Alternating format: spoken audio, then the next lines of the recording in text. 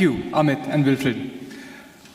Our next speaker is perhaps someone who doesn't need any introduction, but I'll still make an attempt to give him one. Apart from being a stellar Stupasa actor, he's been an NCC cadet. He's someone who's received training from the British Army, the Royal Navy, and the Royal Air Force. He's been a teacher, a professor. He's represented India at the Young Businessman Conference in Japan. He has a degree in electronics, and he's also served as a cultural ambassador to India. Please welcome Mr. Madhavan.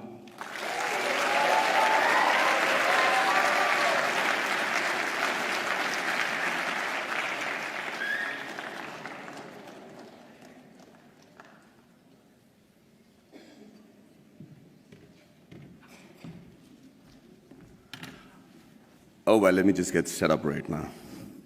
Big speech.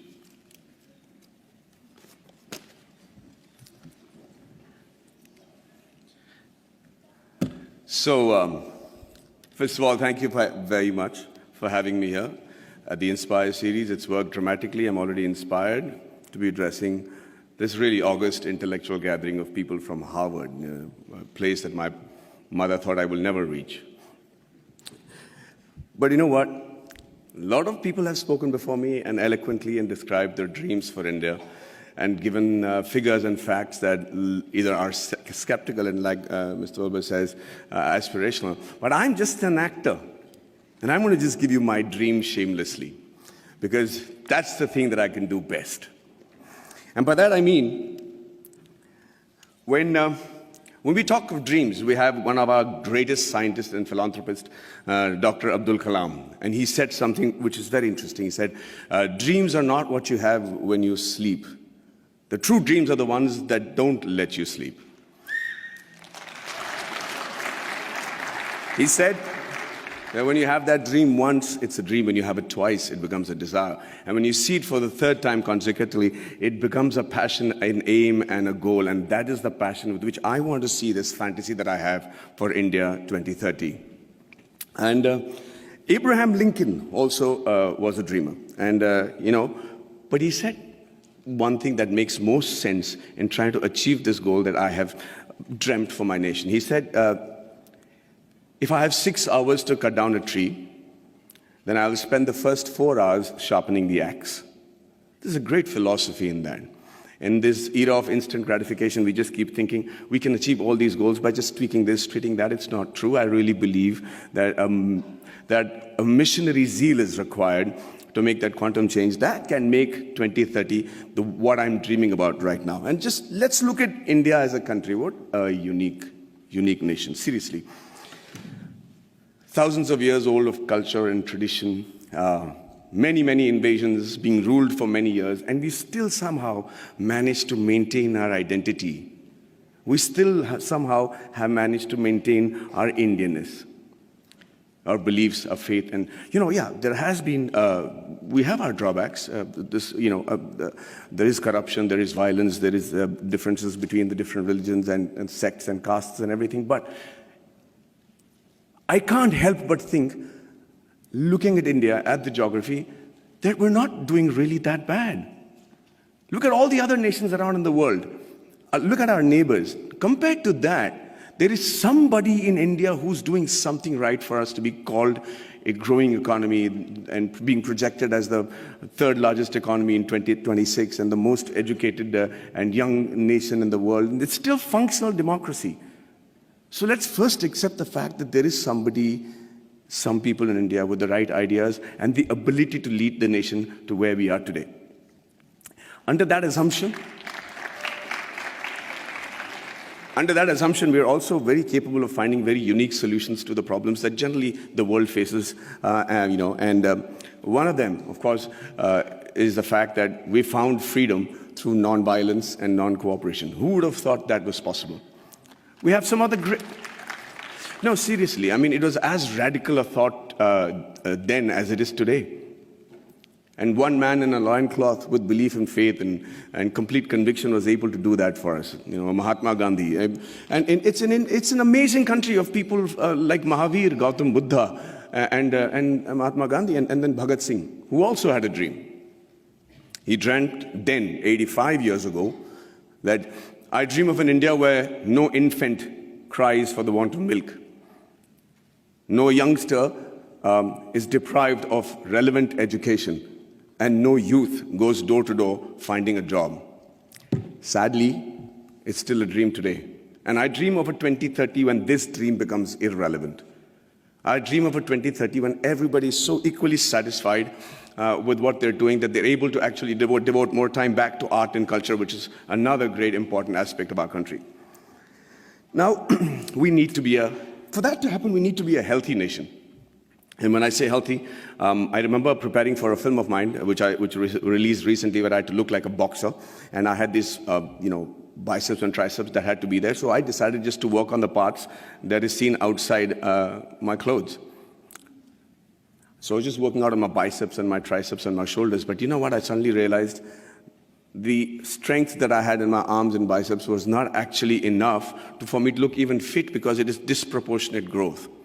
It is the kind of growth that will not make you fit or strong, but actually make you look inadequate. And that is what is happening to India today. Everybody says we are the largest economy, we're going to be the most populated country in the years to come. And, with economic superpower and supremacy in rocket and space technology, which I am privy to, and then the IT giants and smarter cities. But ladies and gentlemen, I really believe that more than smarter cities, we require smart villages. And this is going to be primarily what I talk about today. You know, a nation is only as strong as its weakest link, and rural India is our weakest link. See, it's important that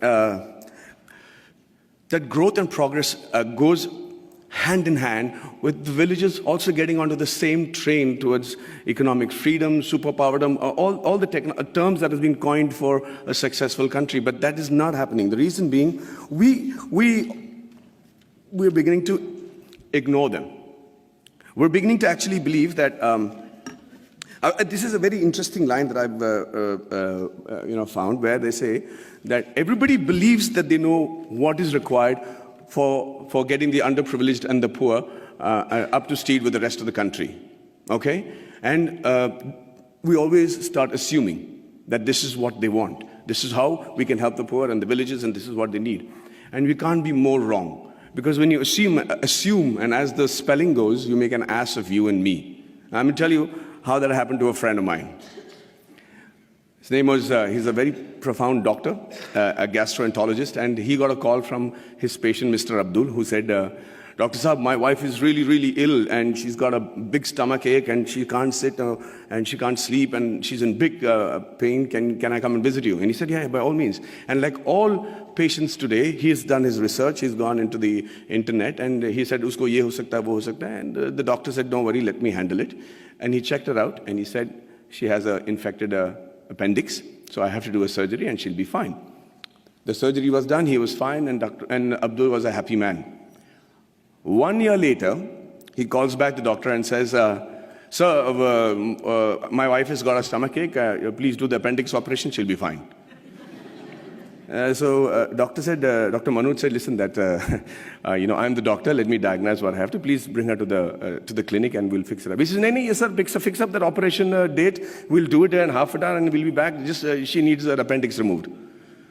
So now he's losing his patience. He says, let me do the diagnosis. Abdul, bring her to the clinic. And he's still insisting, and finally the doctor lost it and he said, listen, I'm the doctor, and let me tell you that every human being has only one appendix, and I've already taken out the appendix. So please don't tell me how to do my job. Abdul waited very patiently for the doctor to finish with his assumptions, and then he shot back very meekly. He said, sir, I agree with you. Every human being can have one appendix, but a man can have two wives, right?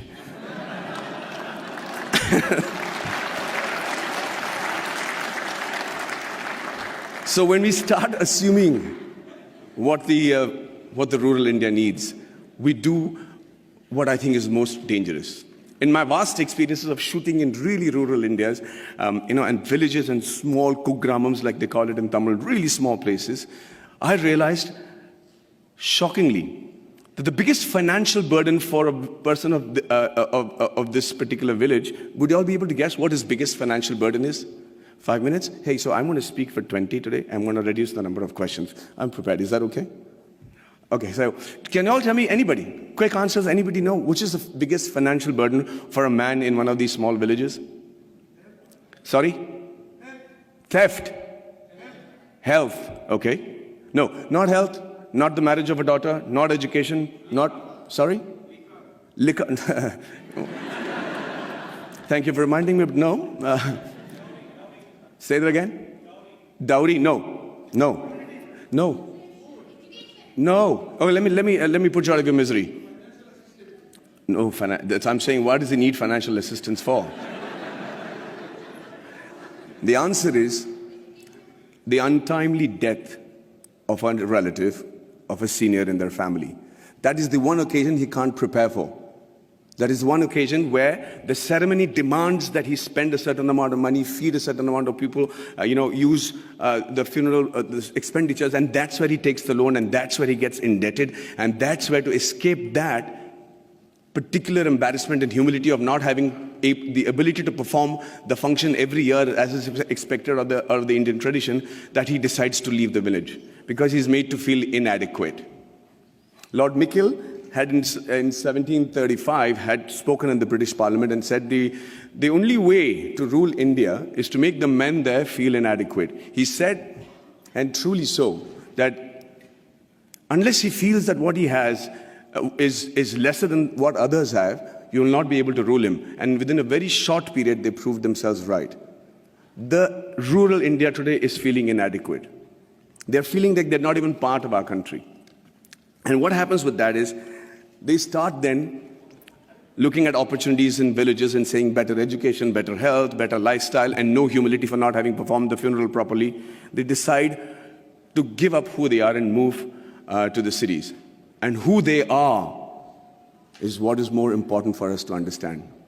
Who they are actually the timekeepers and the bookkeepers of our deep-rooted traditional culture and stories. You should see how tradition and culture flourishes in a happy village in India. We don't have psychiatrists as a big fashion thing in India, and they still manage to maintain a great level of sanity. There's a great phrase from the poem If by Rudyard Kipling, where it says, dream but not make dreams your master, think but not make thoughts your aim. Meet with triumph and disaster and treat those two impostors just the same. It's very easy to say it, but how do you treat those two impostors just the same? The answer lies in the tradition and the culture and the books and the epics that are so prominent and predominant in our country. The Bhagavad Gita, the Quran, the interpretation of that in the subcontinent, the Bible, the Guru Granth Sahib, the granny stories. And you know how to handle the diversities and the setbacks, and you're able to sit back, reassemble yourself, come back and fight with the same glory again. And when you don't give a villager that, you're depriving him, we're depriving ourselves of what I think is one of the most important survival tool in today's world, which is the culture and tradition. So I dream of a 2030 where rural India is as developed as the rest of the world, was as aspirational as the rest of India, and where the villager is provided with the same opportunities as it is available in the cities. And after a hard day's work, a villager is actually able to come back, sit down, have a drink, put his feet up, and start thinking about art and culture and poetry. That would be a dream that I have for 2030, a practical dream that I have for 2030. And the dreams that your parents and my parents had when we were in college, urban middle class, where everything revolved around the boy studying hard, getting into a technical college of a repute, and then getting into a reputed management college, and finally the green card. And if it was the girl, then it was a spouse with a green card. I dream of a 2030 where students the world over will dream of a blue card. Will dream of having once actually come to India and study and imbibe the knowledge that we have as a nation. It used to be true. We were the first university in the world. Nalanda was a university where people came in from far and wide. So it's not a pipe dream. It's a practical dream that I have, and I think that's easily attainable. And finally, before I wind up, I think I dream of a 2030 where we have a meritocratic electoral base which selects its leaders and whose leaders believe that it is more important to serve with a missionary zeal to serve the nation rather than rule it.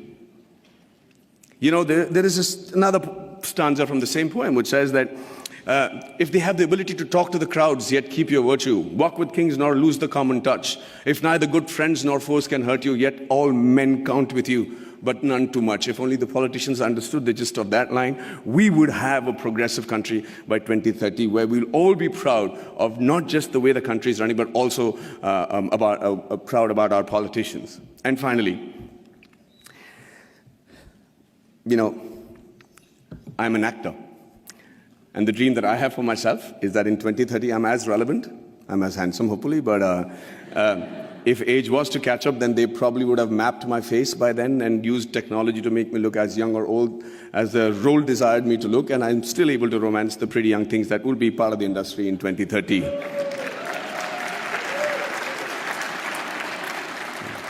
Well, I see that's got many guys going, yeah.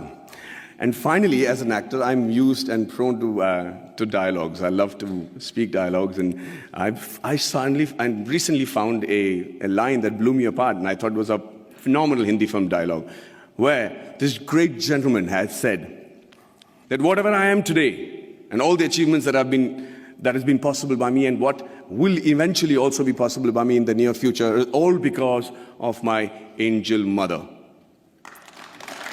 Do you know who said that? Do you know who said that? Shockingly, Abraham Lincoln. So I dream of a 2030 where every Indian says the exact same thing about his mother, and not just about his mother, but also about his motherland. And also, for the sake of posterity, about his mother-in-law. But hey, ladies and gentlemen, what do I know? I am an actor. Thank you very much for your patient hearing, and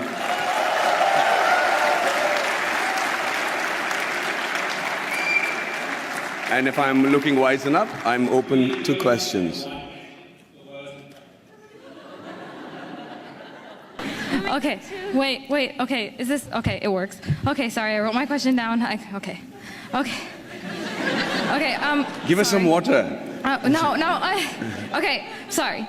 I've been trying to do this for 2 days. I've been low-key stalking you. Okay, first of all, I want to say I'm a huge fan. I wrote it down. I look weird. Okay, first of all, I'm a Tamil American, but I grew up on Ale Payute and Menale, and I'm like a huge fan of yours. And I have a question, and it is, given that you have, this is an actor-related question because you're an actor, given that you have done a very good job at portraying diverse aspects of the Tamil experience in Kollywood, in recent years, Bollywood actors have started trying to represent South Indians, especially Tamils and Tamil Brahmins. Would you be interested in or feel pressured into taking on a stereotypical South Indian role if offered to you? Do I dare ask her to repeat that? Because I couldn't hear you properly. I'm so sorry. No, I understood just the question, if you can tell me, okay. Please. Sorry. Okay. Would you be interested, if offered to you in Bollywood, to take on a Tamil Brahmin or a South Indian role in general? Will I be willing to take on a South Indian Brahmin or a Tamil role in a Hindi film?